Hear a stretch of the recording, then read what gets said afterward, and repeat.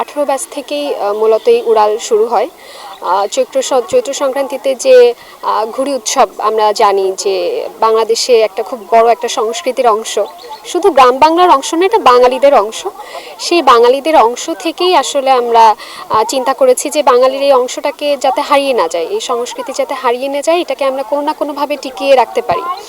এবং এই যে বৈশাখ, এই যে চৈত্রকে আমরা বিদায় জানালাম, ঘুড়ি উড়ালাম এবং সামনের দিন পহেলা বৈশাখ, নববর্ষের প্রথম দিন, এই ব্যাপারটাকে তুলে ধরেছি। এবং প্রত্যেকটা ডিপার্টমেন্ট, ইউনিভার্সিটির যে একটা মাঠে, একটা জায়গায় এই ঘুড়ির মাধ্যমে, উড়ানোর মাধ্যমে, সবার মাধ্যমে যে এক হচ্ছে, এই যে ঐক্যতা, এটাও বজায় থাকে, যেটা আগে ছিল সৌহার্দ্যপূর্ণ আচরণ, যেটাকে আমরা বলি।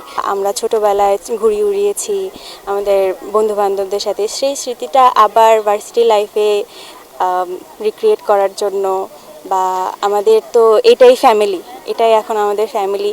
তো আমরা এই নতুন পরিবারের সাথে নতুন কিছু স্মৃতি, নতুন কিছু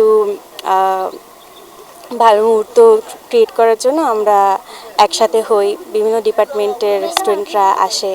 আমরা যেহেতু উড়াল এই উৎসবটা শুধু আর্কিটেকচার ডিপার্টমেন্টেই করে থাকি, ইউনিভার্সিটি লাইফে বিশেষ করে সবার সাথে ইন্টারাকশন করার সুযোগটা হয়ে ওঠে না।